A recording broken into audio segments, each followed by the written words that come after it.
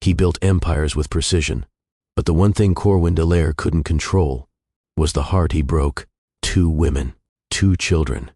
One vanished, the other stayed, carrying his child in silence. This isn't just scandal, it's sorrow wrapped in choices he can't undo. If you've ever loved deeply and been left quietly, this story is yours. May you never be forgotten by the one you gave everything to. May love find you, whole and honest. Drop a comment if this already touches something in you, and don't forget to like and subscribe. You'll want to see this through. Corwin Dallaire wasn't just rich, he was revered. At 38, he sat at the top of Vanishes, a tech powerhouse draped in luxury. His face adorned the covers of financial magazines. Every time he walked into a room, people adjusted their posture, like presence alone demanded perfection. His signature suits were tailored in Milan, his watches imported from Geneva, and his home spanned coasts like chapters of a success story. In corporate boardrooms, silence followed his voice. Investors trusted him. Rivals respected him. Assistants feared disappointing him. He lived life in high definition, sharp, controlled, pristine. But while the world saw brilliance, they missed something deeper, the man behind the routines. Corwin lived by systems. He scheduled emotion the way others scheduled meetings, reserved, timed, never excessive. He wasn't cold exactly, just restrained. Love in his world was more of a memory than a movement. But it hadn't always been that way. Years ago, Corwin shared a 1-bedroom apartment in Brooklyn with a girl named Amara Lice. He used to come home to the scent of rice steaming on the stove, her voice humming in the kitchen, her laughter floating through second-hand curtains. Those were the years when his dreams were louder than his doubts, and Amara was the only one who believed him even when the world didn't. She met him before the suits, before the titles, before the private jets. Amara was the reason he didn't give up when Vanishes was just sketches and notes taped to apartment walls. He'd spend hours coding by the window while she massaged the back of his neck and read legal documents out loud to help him stay focused. They didn't have much, but they had belief. He once told her, "If I ever make it, I'll make the world yours." She'd smiled and whispered, "I don't want the world. I just want you to come home." He remembered that, even now. But somewhere between then and now, Corwin stopped coming home in the way that mattered. These days, they lived in a penthouse overlooking Manhattan, floor to ceiling, glass, imported marble, white leather furniture no one actually sat on. Their kitchen had gadgets neither of them used. Their dining room could seat 16, but most nights passed in silence, with catered meals and flickering candles that cast no warmth. Amara still looked at Corwin the way she did years ago, searching for the man she once knew. But now when she searched, her eyes lingered longer, as if waiting to catch a flicker of something that kept slipping away. She hadn't changed much, still elegant in a way that didn't need validation. She didn't flaunt herself, but her presence held a quiet command. Strangers noticed her, not because she tried, but because she didn't. She volunteered at youth centers, mentored girls from difficult neighborhoods, attended charity meetings in modest clothes and whispered confidence. In many ways, she was everything Corwin had forgotten to be. Still, she remained loyal. Still, she waited. She believed love was not something you abandoned just because the seasons shift. She knew success had seasons too, and hoped that if she held on through the winter, spring would return. But winter can last longer than expected. Behind closed doors, their conversations grew shorter. Fewer good nights, fewer check-ins, even fewer shared meals. Amara had learned to read the language of absence, not just in hours or missed calls, but in how someone breathes near you without seeing you anymore. And yet, she never confronted, not directly. She still brought him tea when he worked late, still kissed his cheek when he returned from trips. She never yelled, but her silence had begun to speak louder than words. Corwin noticed, but he didn't know how to respond. He wasn't used to confrontation outside a quarterly report. He could negotiate with billionaires, but he didn't know how to ask his wife what she needed. So he buried himself deeper into acquisitions and product launches. Love became something he assumed was implied, rather than something he expressed. To the media, he was unstoppable, a genius, a game changer, the man who'd turned software into sculpture and vision into fortune. But even sculptures crack under pressure, and fortunes don't hold you when you sleep. Their anniversary passed quietly that year. No flowers, no dinner, Just a brief nod before he left for Tokyo. Amara didn't protest. She simply stood at the window that night, watching the sky dim as the city lights blinked beneath her. Not out of anger, but mourning. Mourning the slow fading of something once beautiful. Have you ever watched someone you love change as they rose in life? Did they come back to you, or forget where they started? Leave your story in the comments below. Before Virection conquered markets, Corwin used to sell refurbished laptops from a corner stall in Flatbush. His hands knew sweat before they ever knew silk. Back then, every deal felt like a victory, every customer like a building block. He'd rush home in the evenings, sneakers worn, shirt untucked, and Amara would meet him at the door with that same quiet joy. They shared Chinese takeout on the floor, drawing out blueprints with Sharpies on the back of used pizza boxes. Amara once stayed up all night editing his first pitch deck for a seed investor. When the funding fell through, she held him like he hadn't failed, just paused.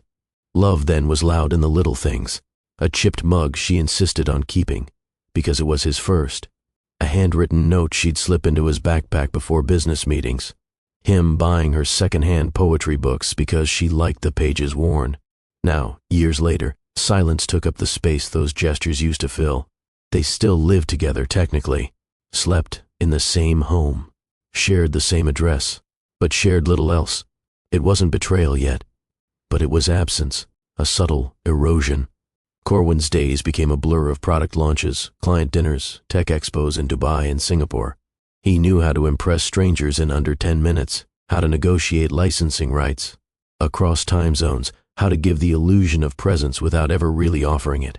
But he'd started to forget the feeling of walking slowly, of holding Amara's hand without checking his phone, of asking how her day went and waiting for the full answer. She, in turn, learned to love quietly. She filled her time mentoring. She'd joined a reading circle at a local bookstore, spent Sundays journaling in parks he never visited. She didn't complain, but her eyes grew tired of waiting for someone who was always there, yet never really with her. Corwin wasn't unfaithful, not yet, but distraction is a slow seduction, and distraction often begins with attention. It started at a Virection-sponsored business conference. Amara had offered to come, but he told her it wasn't necessary. Too crowded, too dry, he'd said. She'd smiled, nodded, and stayed home. She'd grown used to staying home. At the event, while shaking hands and fielding compliments, Corwin noticed someone across the room, not for beauty, but for certainty. She moved with ease, like someone who never waited for permission. Her name? Zaira Monet. They hadn't spoken yet, but something in the way she met his eyes, direct, unshaken, stuck with him longer than he expected. Still, he pushed the thought aside. That night, when he returned, Amara was asleep on the couch, a book open on her lap. A candle burned low beside her. His dinner, covered with foil, waited on the marble counter. He stood there for a while, just watching her chest rise and fall. A memory flickered. The first time he ever saw her cry. It was after he missed a college exam, thinking he'd ruined everything. She'd held his face, looked him straight in the eye and said, "You were never your failures." He wanted to kiss her that night. He didn't. He climbed into bed, stared at the ceiling, and told himself he was just tired. But tiredness doesn't always pass with sleep. Sometimes it sets in deeper, the kind that seeps into your choices. Months passed like this, small gaps growing wider. Media outlets praised Corwin's brilliance. Analysts called him a visionary. He won another international award, more press, more travel. But the smile Amara wore in those photos no longer reached her eyes. She stopped asking him where he was going. He stopped asking her what she needed. At a company banquet later that quarter, she showed up, graceful, poised. As always, she wore a deep emerald gown he hadn't seen before. Several of his colleagues complimented her. She smiled, thanked them, and took her seat beside Corwin, resting her hand gently on his. But Corwin didn't notice, because across the room sat Zaira again, speaking with an investor, laughing confidently, a glass in hand. And this time, when their eyes met, they didn't look away. Amara leaned over and whispered, "Do you want to leave early?" He glanced at her, blinked, unsure of the question. She smiled, softly. Never mind. That was the night everything began to shift, not with action, but with awareness. Later, in the back seat of the car, Amara rested her head against the window. Corwin stared at his phone, scrolling through numbers he wasn't going to call. Their silence was different now, no longer peaceful, no longer shared.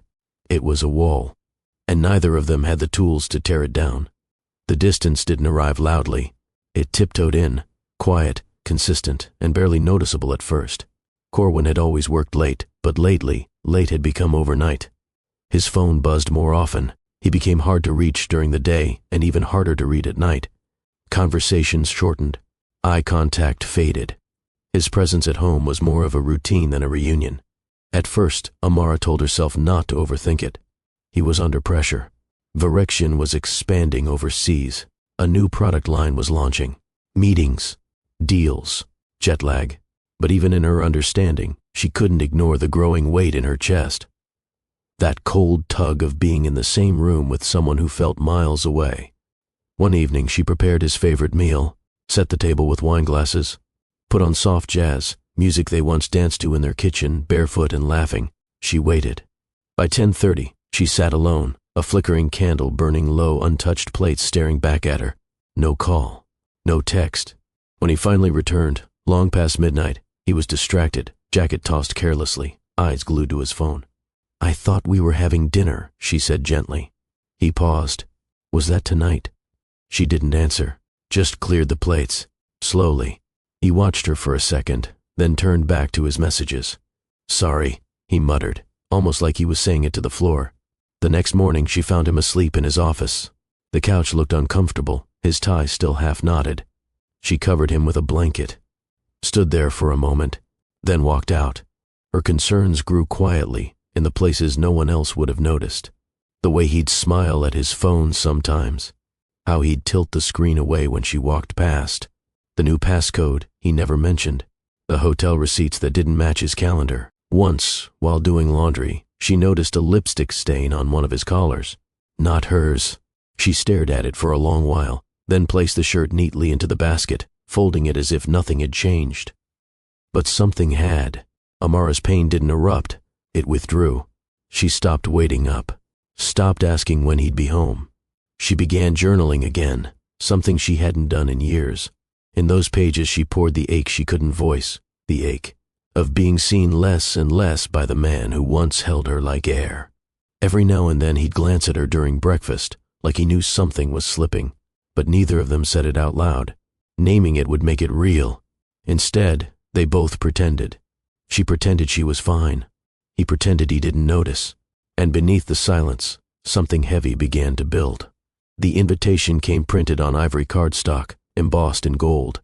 A Vanishes corporate celebration, not just a function, a statement. It was the kind of night meant to remind the world of Corwin Delaire's dominance. Amara received the invitation from his assistant, not from Corwin himself. She almost didn't go. But something in her heart told her to be seen, not for them, not for appearances, but for herself. She wore a dark plum gown, understated but stunning. Her makeup was soft, her hair swept back. She didn't arrive with Corwin. She didn't need to. When she entered the venue, she walked with quiet grace, heads turned, not because of extravagance, but because of presence. Amara didn't compete. She never had to. She found Corwin near the center of the room, surrounded by executives and international clients. His suit was perfect, voice smooth, laughter effortless. But when he noticed her, really noticed her, he paused. Only for a moment, but it was enough for her to see the hesitation in his eyes. He hadn't expected her to come. "Amara," he said, stepping forward. He didn't kiss her cheek, just placed a hand lightly on her waist. "You look beautiful." "Thank you," she said, offering a gentle smile. Didn't want to miss the big night. He nodded, then turned back to his circle. Introduced her politely. She played the role gracefully, sipping her drink, answering questions, keeping her voice steady. But her eyes were watching, listening, and they caught it before he did. A woman entered the room, late, confident, stylish, unapologetically poised. Her heels clicked across the floor with intention. She didn't look around for permission or attention. Both found her naturally. Zyra Monet. She wore a deep red dress, elegant but bold, the kind of red that refused to whisper. Amara saw the way Corwin's posture shifted the second Zyra appeared. Just slightly, but enough. He noticed her immediately, and she noticed him back. They didn't speak, not yet, but their eyes met, held, a beat too long. Amara watched it happen. She felt it in her chest. Not jealousy, not suspicion, recognition. She'd seen that look before. In their younger years, when Corwin looked at her the same way across crowded spaces, back when they were still discovering each other. Now, he looked that way at someone else. And that was when Amara knew. Whatever had started, wherever it was headed, it had already crossed the invisible line. Later in the evening, she stood alone near a marble column, sipping water instead of wine. Corwin was laughing with his colleagues, and Zyra was no longer across the room. She was closer now, engaged in casual conversation just a few steps away. Amara didn't eavesdrop. She didn't need to. She watched the way Zyra's hand touched Corwin's arm, fleeting but familiar. The way he didn't step back. The way their energy lingered in the space between sentences. The music changed. A slow instrumental began. Someone invited Amara to dance. She politely declined. She didn't want to pretend. She walked toward the exit instead, pausing at the doorway for one last look. Corwin never turned. He didn't see her leave, but she saw everything she needed to. The morning after the event, Amara didn't speak of it. She moved around the kitchen in silence, preparing coffee the same way she had for years. 1 sugar, no cream. Corwin walked in, loosened his tie, glanced at the clock. "Did you sleep okay?" She nodded. "Fine." He kissed the top of her head, absent-mindedly, a gesture performed more out of memory than feeling. She didn't flinch. She didn't lean in. She simply handed him the cup and turned back to the sink. That was the thing about emotional distance. It doesn't always scream. Sometimes it just stops reaching. Over the following weeks, Corwin's schedule filled even more. Late-night dinners, meetings that stretched beyond midnight, weekend retreats that were critical for expansion. Amara stopped asking where he was going. She started spending more time outside the house, visiting her mother, volunteering more, walking aimlessly just to feel the sun on her face. She didn't check his phone, didn't demand explanations, but she knew. In the smallest of ways she knew. And knowing quietly is sometimes harder than hearing it out loud. Corwin, on the other hand, tried to keep himself convinced that nothing had changed. Not really. He hadn't crossed any lines, not physically. He hadn't confessed anything to Amara because there was nothing to confess. Not yet. But there were moments. He began to look forward to meeting Zyra attended. She was sharp, confident, daring in the way she questioned things. She challenged his assumptions in boardrooms without fear. He respected her mind, but what drew him in was how little she seemed to need his approval. She didn't fawn. She didn't flatter. She wasn't impressed. And somehow, that intrigued him more than it should have. He told himself it was harmless. But one night, after a long presentation run through, they found themselves alone in the conference room. Zyra leaned back in her chair, eyes tired but alert. "You always keep your guard up, you know that?" Corwin smirked. "Occupational hazard." "No," she replied, tilting her head slightly. "That's personal, not professional. You're calculated, even when you're tired." He studied her for a moment, unsure how to respond. She didn't wait for an answer, just stood up, gathered her things, and added, "I wonder what you'd be like without the mask." And then she walked out. He sat there for several minutes after she left. Still, quiet. Something in her words clung to him. Amara, meanwhile, had started therapy. She never told Corwin. She didn't feel the need to. There, in that quiet office, she spoke more than she had in months. About love, about fading connections, about being in a room with someone you once knew like your own breath and feeling like strangers. "I don't think he's a bad man," she told the therapist once. "I just think he forgot how to see me." That sentence sat with her longer than she expected. It wasn't anger that filled her. It was sorrow. One evening, Corwin came home earlier than usual. Amara was curled up on the sofa, reading. The lights were dim, the house calm.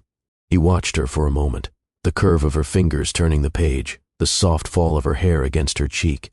Something in him ached. He walked over, sat beside her. She looked at him. "Everything okay?" He nodded. Yeah. They sat in silence for a while. The air between them wasn't hostile, just distant. He wanted to say something, anything, but the words didn't come. Instead, he placed a hand on hers. She didn't pull away, but she didn't lean in either. And for the first time, He felt the weight of a home growing colder, not through conflict but through absence, through things left unsaid, through connections left unfed, through love that once was, but wasn't being chosen anymore. The first time it happened, it wasn't planned, but it wasn't accidental either. Corwin knew what he was doing the moment he texted Zyra late that Friday night. "Are you still at the office?" She replied in seconds. "Yes.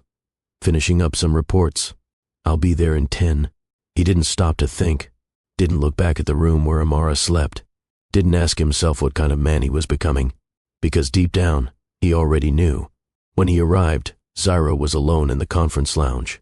The city lights behind her glowed through tall glass, casting long shadows. She was seated on the edge of the table, shoes off, fingers running over numbers in a folder. She didn't stand when he walked in, just looked up and said, "Didn't expect you. I couldn't sleep." She closed the folder slowly. That's a problem you don't solve with reports. Neither of them smiled. Silence fell between them, heavy and knowing. He sat across from her. Their eyes didn't drift. His breathing slowed. His pulse didn't. Zyra stood first, walked to the window, crossed her arms, staring out at the quiet city below. "When did you stop wanting what you had?" she asked, voice low. Corwin looked down at his hands. "I never stopped. I just started forgetting why I wanted it." Zyra turned. She didn't ask for permission. She didn't flirt. She simply stood still, waiting for him to close the space between them. And he did. That night was the beginning of a double life he told himself he wouldn't keep, even as he deepened it. They met again, and again, sometimes after long strategy meetings, sometimes under the pretense of brainstorming campaigns. It didn't take long before pretense fell away. Zyra wasn't shy about what she wanted. She didn't hold back affection, nor did she cling to promises. She understood the power she held and used it without apology. To Corwin, she was the storm he hadn't prepared for, not because she loved him, but because she didn't need to. She didn't ask questions. She didn't press for commitment. She gave him something that felt like control until it started feeling like consequence. And still, he went back. Every time he left her apartment, guilt followed him like a shadow he couldn't shake. But each time he returned home to Amara, the silence between them somehow felt louder. Her gentleness felt like a mirror he couldn't face. Her grace, once his refuge, now reminded him of everything he was failing to protect. He started avoiding eye contact. Excuses became his language. Late meetings, delayed flights. "I'll be back late." Amara didn't confront him, not directly, but her smile faded. The questions she used to ask were no longer offered. She began going to sleep before he came home. She stopped waiting at the door. One night, Corwin returned home to find her curled up on the couch, reading something in a worn leather notebook. He loosened his tie, exhaled, and asked, "What are you writing?" She didn't look up. "Just thoughts." He stepped closer. "About what?" She turned the page slowly. "About who people become when they forget who they were." Corwin froze, just for a moment. Amara finally looked at him. "Is everything okay?" He nodded. She didn't believe him, but she also didn't press, because deep down, she already knew too. Zyra was unlike anyone Corwin had ever known. She didn't wait for moments, she created them. She sent messages that weren't sweet, they were daring. A photo of a dinner table set for two, captioned, "You coming or just pretending you're not thinking about me?" He was always thinking about her, not because he loved her, but because being around her was a temporary escape from the disappointment he felt in himself. Zyra didn't remind him of who he used to be. That's what Amara did. Zyra made him forget, and that forgetting became addictive. At work, Corwin remained untouchable. Virexion's numbers climbed. Shareholders applauded. Zyra, having officially been contracted as a marketing consultant, was always nearby, always composed, always in control. No one questioned their closeness. Not yet. To the outside world, it looked like a CEO trusting his strategist. But behind closed doors it was late-night rendezvous, private car pickups, half-empty wine bottles, and sheets that smelled like guilt. She didn't ask him about his marriage, not because she respected it, but because she didn't care. She never said, "Leave her." She didn't need to. She had him already, in the ways that mattered for now. But even as Corwin indulged this secret life, he couldn't stop seeing Amara in the spaces between. He'd watch Zyra sleep, then remember the way Amara's breath used to slow beside him after long talks. He'd hear Zaira laugh over cocktails, and remember Amara humming while folding their laundry on Sunday evenings. He'd buy gifts for Zaira, bold, extravagant things, and think about how Amara once cried when he framed one of her handwritten letters. His guilt didn't come in waves. It was constant, quiet, like a low hum in the background of everything. At home, Amara moved like a whisper. She didn't pry. She didn't chase. She simply adjusted. She began leaving earlier in the mornings, dressed a little differently, not to impress, but to reintroduce herself to herself. She wore her hair differently, walked slower in bookstores, took the long way home. She had stopped trying to fill the silence between them. Now she simply lived beside it. There were nights when they sat across the dinner table, eating quietly. The food was good, the lighting warm, but nothing felt alive. Corwin would sometimes glance at her, wanting to say something, anything, but guilt made the words stick in his throat. He once reached across the table, took her hand. She didn't pull away, but she didn't squeeze back either, just looked at him with eyes that knew everything, and then went back to eating. Then came the day Zaira said it. They were in her apartment. She stood by the kitchen island, drinking espresso, completely unbothered by the tension building between them. "I'm late," she said casually, eyes still on her phone. Corwin looked up. "Late for what?" She raised an eyebrow. "Not that kind of late." The words didn't land right away. He stood still, letting them hang in the air like a question he didn't want answered. She put the phone down. "I took a test. Twice. I'm pregnant." Silence. She walked to the sink, rinsed her cup. "I'm not asking you for anything. I'm just telling you." Corwin's mind spun. He wasn't ready. Not for this. Not with her. Not now. "You're sure?" he asked, voice tighter than he meant. "Yes." He leaned against the counter, rubbing his temple. "What do you want to do?" Zaira shrugged. "Not sure yet. Haven't decided." She turned to him then. "But don't worry. I'm not going to ruin your image. You already did that yourself." That sentence hit harder than she probably meant it to. He left shortly after. Quietly. No kiss. No words. Driving home that night, the city lights looked colder than usual. His phone buzzed with a message from Amara. "Dinner's on the stove. I'm heading to my mother's for the weekend. Hope you're okay." He read it twice, then put the phone down, because he wasn't. Corwin sat alone in his office, the glow of the city humming outside the window. He stared at a blank email draft for over an hour. The cursor blinked like a heartbeat, mocking, steady, unforgiving.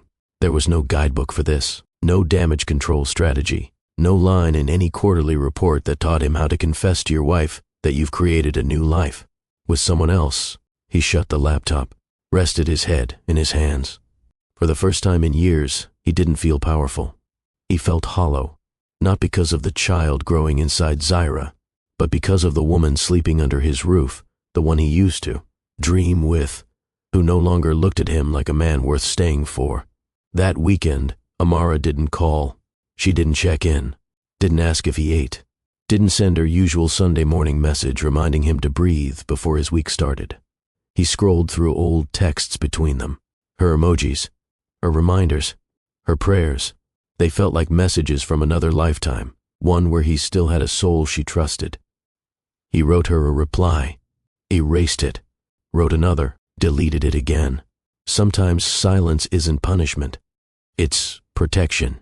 And Amara was protecting what little of her heart remained unbruised. Meanwhile, Zaira had grown quieter since her announcement. Not soft, just still. She didn't text as often, didn't initiate plans. She had no interest in chasing a man who already knew where to find her. When he did show up, she let him in. But their connection felt different now. Less electric. More transactional. He brought groceries, paid her rent up front, took her to a private doctor. Zaira didn't gush, didn't cry. She simply moved forward, adapting. "You can be involved," she said once, "or you can stay away. I won't chase either outcome." Corwin nodded. "I want to be there." "For the baby?" she asked, studying him. "For both of you," he said quietly. She didn't believe him. But she didn't say so. She just went back to sorting prenatal vitamins into a tray. The next time Amara came home, she walked into silence. Corwin was there, seated in the den, tie loosened, hands clasped. She placed her bag down, removed her coat, said nothing. He stood, cleared his throat. "We need to talk." She didn't flinch. "Okay." He stared at the floor for a moment, then back at her. "There's someone else." A pause. "I know," she replied. His heart dropped. "You knew." Amara nodded, slowly.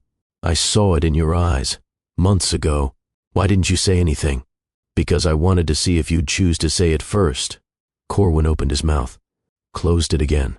Amara stepped closer. "Is it serious?" "She's pregnant." The words changed the air. For a second, Amara didn't breathe. Then she turned her head away, not in anger, but to steady herself. She placed a hand on the back of the couch. "You made a choice, and now I have to. I never meant to." She cut him off gently. "That's the problem, Corwin. You never meant to. You just did." Tears didn't fall. Rage didn't rise. Just grief. Quiet and deep. She walked past him, into the bedroom. The door clicked shut behind her. That night, Corwin slept on the couch, not because she asked him to, but because he knew he didn't belong beside her anymore. At 2 a.m., he woke to find the bedroom light on. He stepped to the door, cracked it open. Amara stood in front of the mirror, her robe tied around her waist, one hand resting gently on her stomach. He hadn't noticed it before. She was pregnant, too. She saw him in the mirror. Neither spoke. She turned the light off. And for the second time that night, the door clicked shut. Amara found out on a Thursday morning. The faint pink lines blinked up at her from the test. 2 of them. Still, clear, undeniable.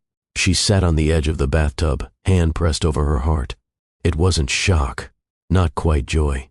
It was a stillness, the kind that arrives when you realize a life is growing inside you, even as the one around you is falling apart. Her fingers trembled, not from fear, but from the weight of what it meant to carry something made from love, while no longer feeling loved. She didn't tell Corwin right away. She kept it to herself for 3 days. Tucked it beneath her sweater, protected it like a small flame in a cold room. When she did tell him, it was late evening. He'd just returned from one of those meetings she no longer asked about. His tie was loosened, voice low, shoulders heavy. "I need to tell you something," she said gently. He looked up from his phone. "What's wrong?" "I'm pregnant." Silence. Corwin blinked slowly. "Are you sure?" She nodded, once. His reaction wasn't joy. It wasn't relief. It was stillness, but not the sacred kind. It was the kind of stillness that tries to hide panic. "That's okay," he said, rubbing the back of his neck. "How far along?" 8 weeks. He nodded. "All right. We'll figure things out." She watched him carefully. "That's all you have to say?" Corwin looked at her then. Really looked. And in his eyes, Amara saw something worse than fear. Detachment. She nodded slowly. "Got it." She walked away before he could say anything else. Zyra's news, by contrast, had been followed by silence. Then logistics. Then decisions. Corwin found her a penthouse near the river. Modern, minimal, private. He signed the lease. Covered the expenses. Arranged for a private OBGYN. Hired a live-in assistant to support her through the transition. When he handed her the keys, she didn't say thank you. She just said, "This is convenient." Corwin had no reply. He visited twice a week. Sat in the apartment like a guest. Took calls while she spoke about vitamins and appointments. Sometimes she'd touch her belly absently while scrolling her phone, completely unbothered by his emotional absence. Zyra wasn't trying to build a home. She was managing a situation.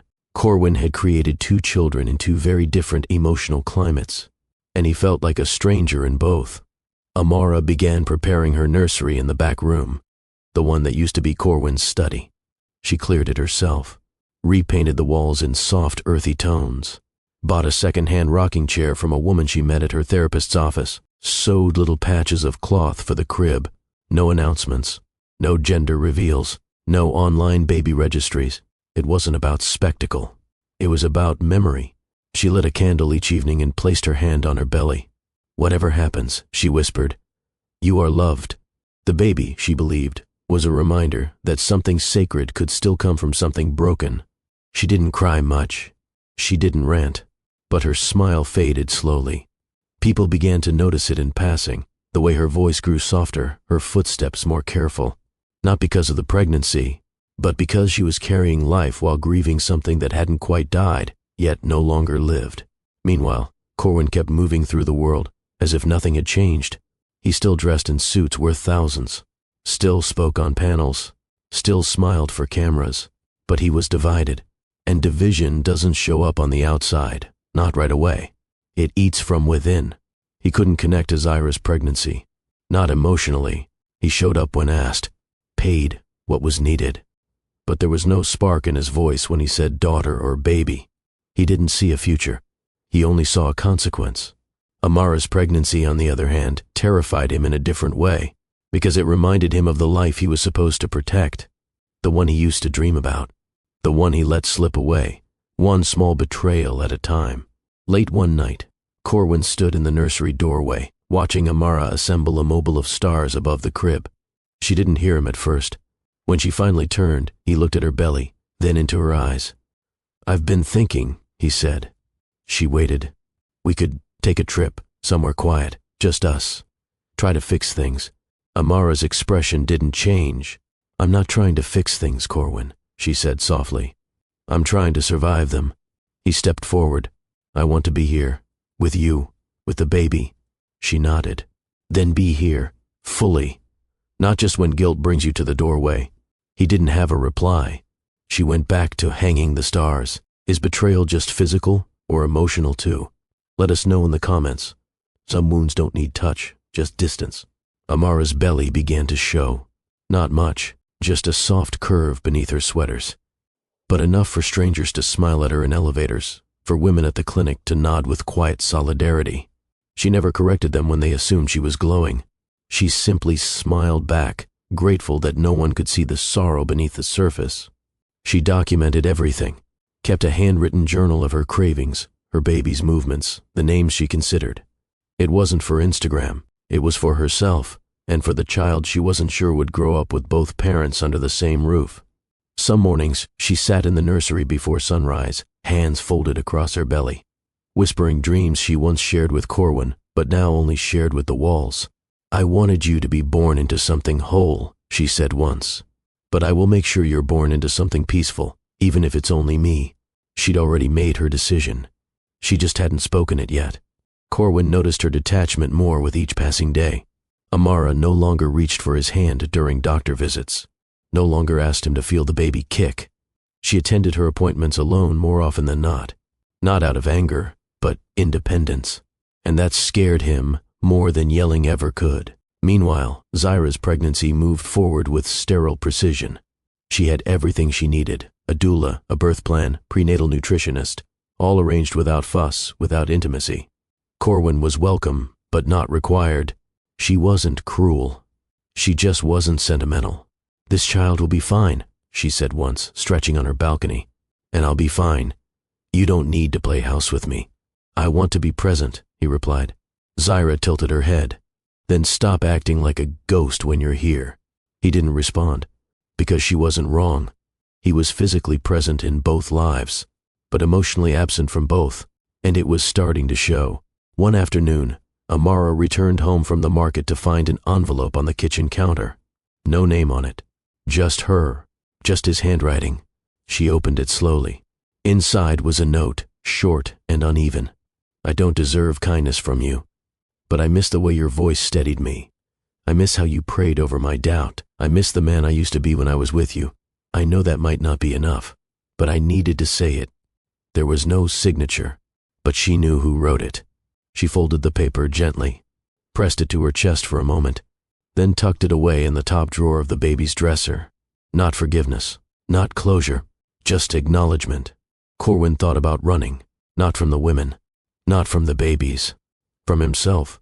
He would sit in his car for long stretches after work, engine off, eyes on the dashboard, wondering how the man, who once believed in loyalty, became someone who whispered two different futures into two different hearts.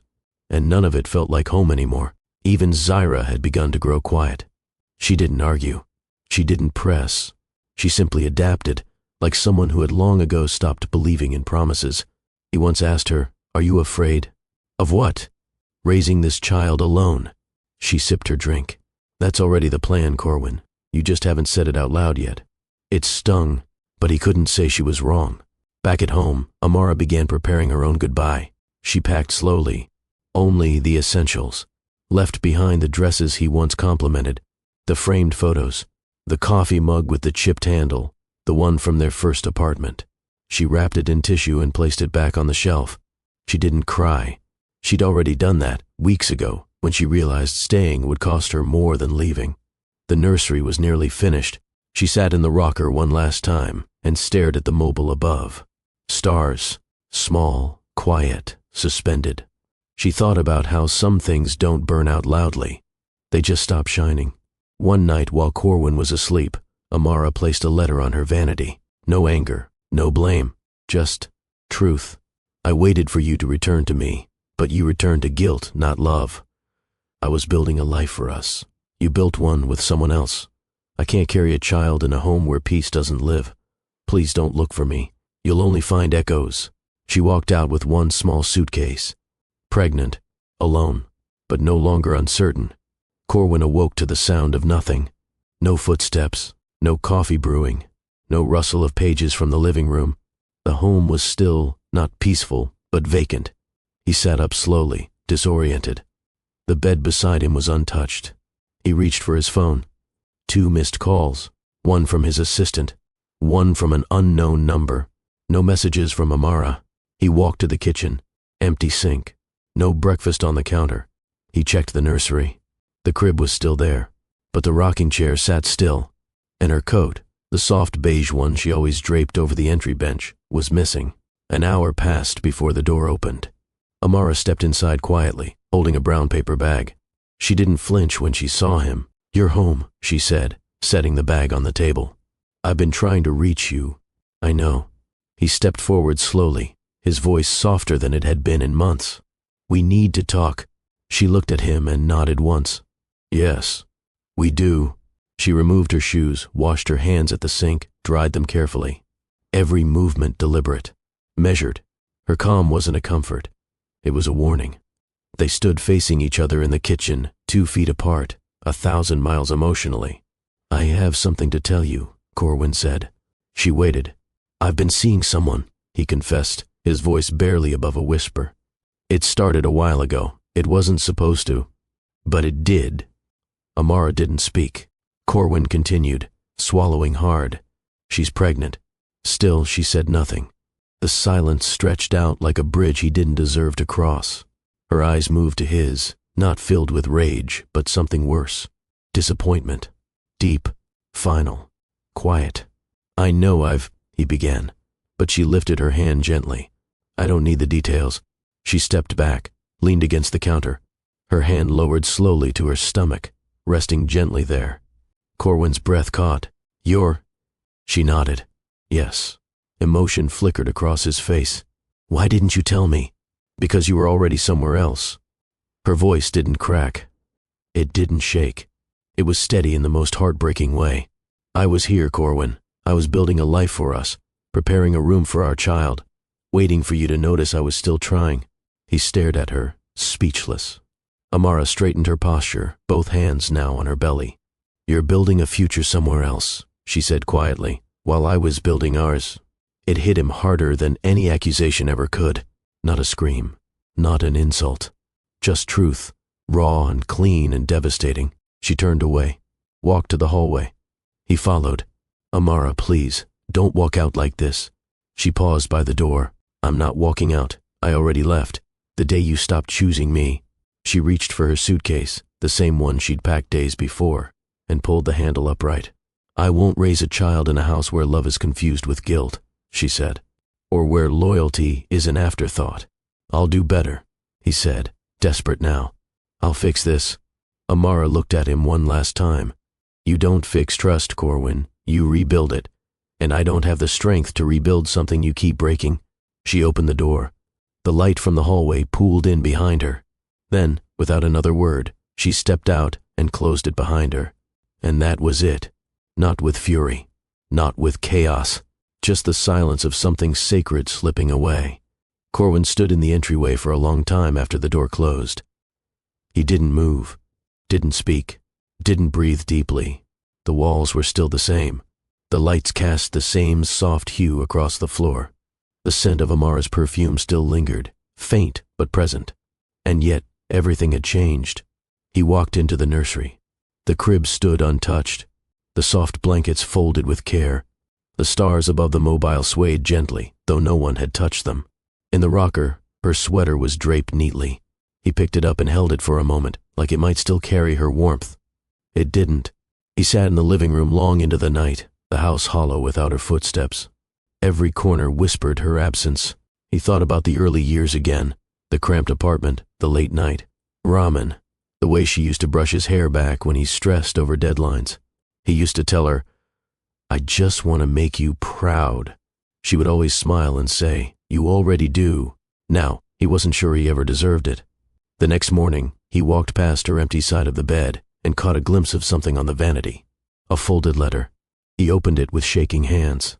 "You were my home, long before any house. I didn't fall in love with a CEO. I loved a man with holes in his shoes and fire in his chest. And somewhere along the way, you stopped being him. I held on as long as I could. I loved past the hurt, past the silence, past the absence. But I can't raise a child on hope alone. You'll always be the man I started with. But I can't be the woman who ends here." His fingers trembled. He read it again, and again, each word carved deeper than the last. He placed the letter back where he found it, as if returning it could undo what it meant. It couldn't. He went to Zyra's apartment that evening. She opened the door in a robe, her expression unreadable. She hadn't seen him in days. "You look awful," she said flatly. "I deserve to." She stepped aside. "You want coffee or closure?" "Neither." He sat down. She remained standing, arms crossed. "She left," he said. Zyra raised an eyebrow. "You told her?" He nodded. Zyra's voice was calm. "Good. That's the first honest thing you've done in a while." He looked at her, weary. "I'm not here to be defended or condemned." "Then what are you here for, Corwin?" He paused. "I don't know." Zyra softened, just slightly. "You're going to be a father. Twice. I don't even know if I deserve that title. That's not for you to decide anymore. That's for them." He looked down, rubbing his palms together. "I lost her." Zyra sat across from him now. "You didn't lose her, Corwin. You let her go, slowly, over time, piece by piece." Silence stretched between them, and for the first time, she didn't feel it. He returned home late, the apartment colder than usual. He walked into the nursery and sat on the rocker. It creaked softly beneath him. He whispered, "I'm sorry." But the room had no ears, only echoes. He stayed there until morning. The first day without her felt like an off-rhythm breath. The second day was harder. By the third, Corwin knew something was wrong, not just emotionally. Logistically, he texted. No response. He called. Straight to voicemail. By the fourth day, he went to her mother's house. "She hasn't been here," her mother said at the door, arms folded tightly across her chest. "And even if she had, I wouldn't be the one to tell you." Corwin nodded, quietly accepting what he'd earned. "I just want to know she's safe," he said. Her mother's eyes narrowed. "She was safe, with you." Until she wasn't. The door didn't slam. It closed slowly, deliberately. Corwin returned to the apartment and sat in the nursery, surrounded by stillness that felt louder with each passing hour. He opened drawers. Half her clothes were gone. The journal she wrote in, the one she kept on the bedside table, was missing. But the letter she'd left on the vanity still remained. He had read it before. This time he read it again, slower. "You were my home. And I left not because I stopped loving you, but because I started loving myself more." He folded the page, slid it back into the drawer, and stared at the wall. What alarmed him wasn't just that she left. It was that she disappeared. No trace, no receipts, no digital footprint, no check-ins, no mutual friends aware of her location. She didn't just walk away. She removed herself completely. By the 6th day, he contacted a private investigator. "She's not hiding," he said. "She's just gone." The man looked skeptical. People don't just vanish. Corwin rubbed his temple. She's not people. She's Amara. She never makes noise when she leaves. She just leaves. They searched the usual places, her family's address, her therapist's office, shelters she volunteered at, the cabin upstate they once rented for New Year's. Nothing. No activity on her bank accounts. No new address registered. Her phone line? Deactivated. Her email? Deleted. It wasn't a breakdown. It was a boundary. Zaira noticed the change in Corwin almost immediately. He showed up less frequently, barely spoke when he was there. His phone remained in his hand, eyes on the screen like he was waiting for a call he knew wouldn't come. "You should let her go," Zaira said once, gently but firmly. "Chasing someone who doesn't want to be found never ends well." Corwin didn't answer, just stood by the window, hands in his pockets. "I don't want her to forgive me," he finally said. "Then what?" "I want to know she's okay." Zaira nodded once. "That's not for you anymore." A week later, his assistant entered his office hesitantly. "There's something you should know," she said, placing a sealed envelope on his desk. He opened it slowly. Inside was a folded note and a single-page medical record. The clinic's logo was familiar. He read the words twice before he let them register. Termination of pregnancy confirmed. Date: the same day Amara disappeared. The same day he'd sat in the nursery, thinking of ways to fix what had already fallen apart. He held the paper in his hands for a long time, then folded it once, then again. Then he placed it in the top drawer of his desk and closed it gently. He didn't cry. He just stopped speaking for the rest of the day. Corwin didn't go to the office the next day. He couldn't.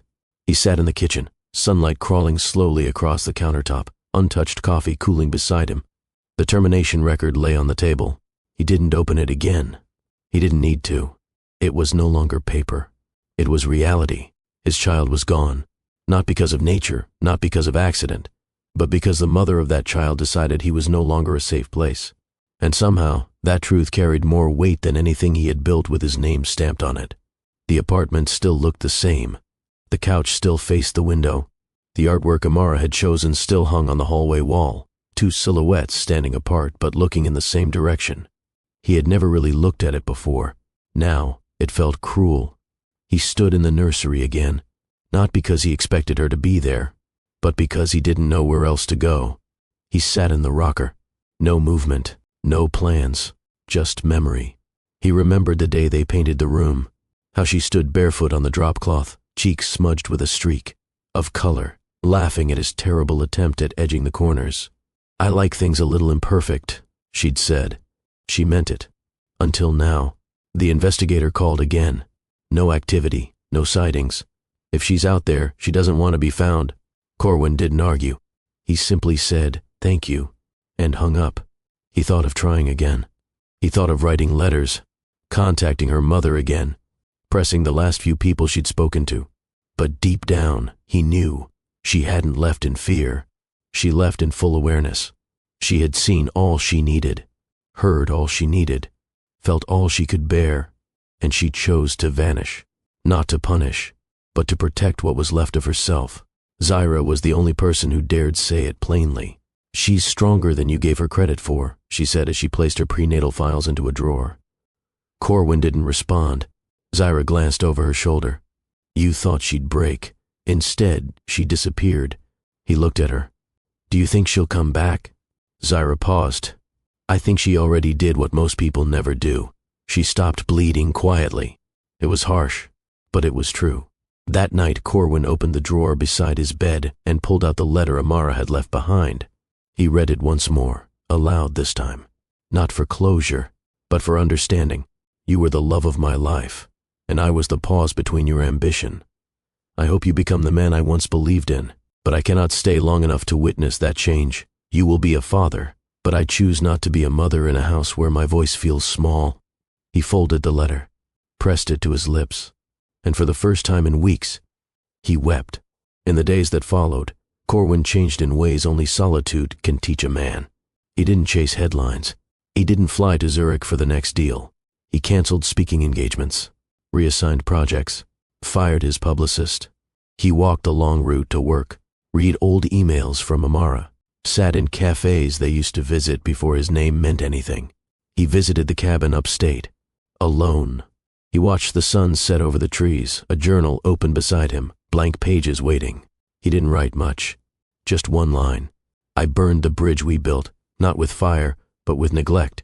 Let us know in the comments, what would you do in Amara's shoes? Would you have stayed, or chosen yourself before it was too late? Corwin didn't speak of her anymore, not to colleagues, not to Zyra, not to himself. But when the world went quiet, her name filled the room. He began writing to Amara at night. Not emails, not texts, letters, real ones, written by hand, in blue ink, on the stationery she'd once gifted him for his birthday. He never used it while she was around. It sat tucked in a drawer, unopened for years. But now it called to him like a second chance he'd never earned. Each letter began the same, Dear A. He never said, Amara. It felt too sacred to put on paper.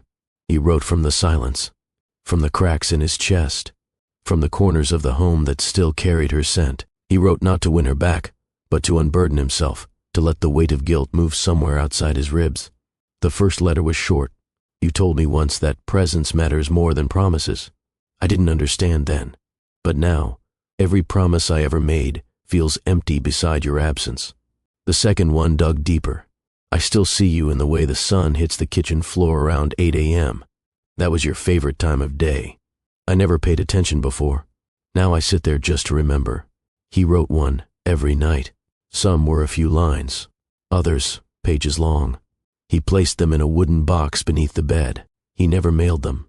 He didn't even know where to send them if he tried. But he kept writing. Because in the writing, he remembered who he used to be, before the world started clapping for him, before the headlines, before ambition clouded the boy who once stood in line with Amara for dollar pizza and held her hand like it was gold. Business slowed. He let it. Meetings were rescheduled. Deals went untouched. His assistant no longer brought in stacks of folders, only one or two, neatly clipped, labeled, untouched by urgency. Corwin didn't speak much in boardrooms anymore. He listened. He watched. But the fire that used to blaze in him had dimmed. Not in defeat, in redirection. He began coming home early, but there was no one waiting. Just the silence. And the letters. Zyra noticed it before anyone else. She watched him drift through the apartment when he visited. He'd sit beside her, nod during conversations, smile at the sound of the baby's heartbeat. But his eyes always looked past the room.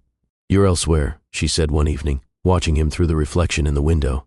He didn't deny it. You used to move like someone with a map, she continued. Now you walk like you're trying to forget where you came from. Corwin exhaled. I thought I had time. To make it right. He shook his head. To stop choosing wrong. Zyra leaned back. We all run out of time eventually. They didn't talk much after that. She began drawing firmer boundaries. Not in anger, but for survival.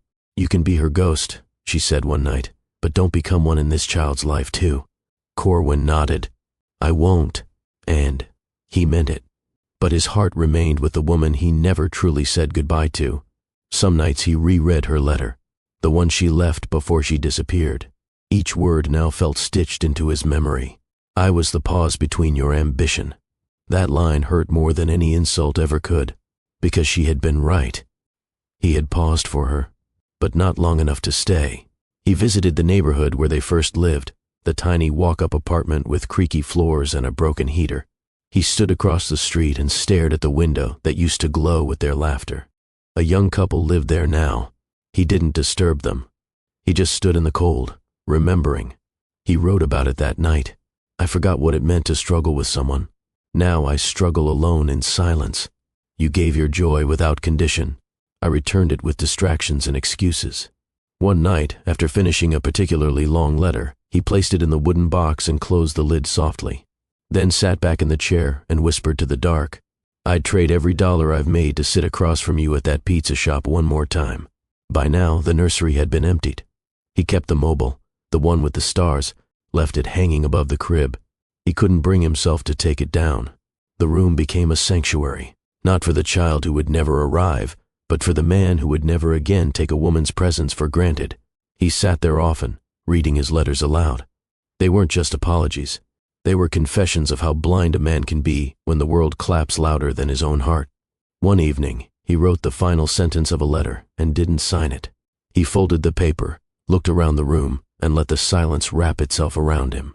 If I ever learn how to love right, it will be because you taught me how to lose. The call came just after 3 a.m. Zyra's voice was calm, but short. It's time. Corwin didn't ask questions. He didn't hesitate. He threw on his coat, grabbed the keys, and drove through a city that seemed half asleep, headlights cutting through the quiet. At the hospital, Zyra was already in a gown, monitors beeping steadily behind her. A nurse handed him a form to sign. He scrawled his name, barely registering what it said. He wasn't afraid. He wasn't ready either. He was just there. And sometimes, that's all beginnings ask of you. Ellen arrived just after dawn, a quiet baby with a wrinkled brow and wide eyes that didn't cry immediately. She blinked up at the world like she already knew something.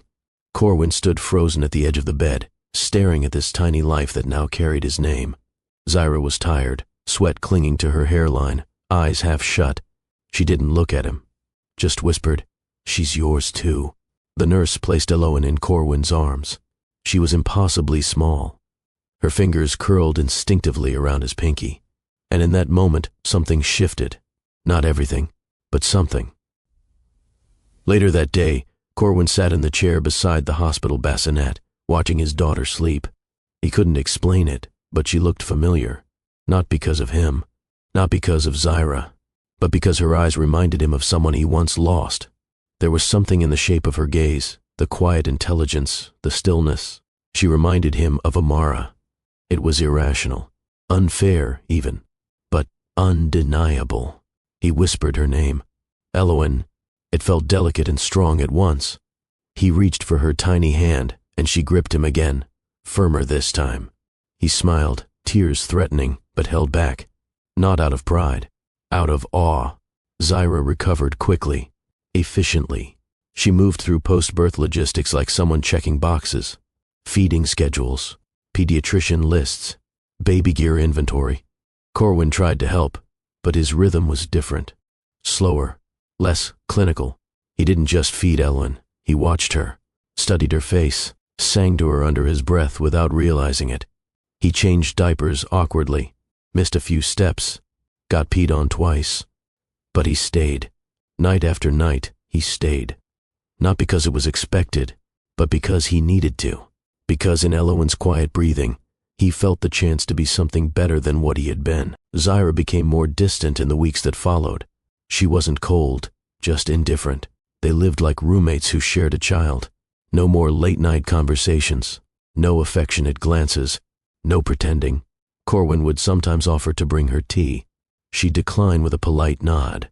Once he said, "We should talk more." She replied, "About what?" He had no answer. They weren't a couple. They were co-parents, bound by biology, separated by everything else. One evening, Corwin held Eloin on his chest as she slept. Her heartbeat was steady. Her warmth pressed against him like forgiveness he didn't deserve. He closed his eyes and whispered, "I don't know if I'll be great at this, but I won't leave you." She stirred slightly, then settled again. He smiled, not because things were fixed, but because something had started. He still wrote letters to Amara. Only now, sometimes, he included Eloin's milestones. She smiled today. Really smiled. Not just reflex. I think you would have liked her eyes. They don't miss much. She hiccups when she dreams, just like I used to. You told me once it was endearing. I never believed you. I do now. He didn't expect a reply, but writing made him remember how to feel, how to pay attention, how to love without condition. Zyra once caught him writing late at night.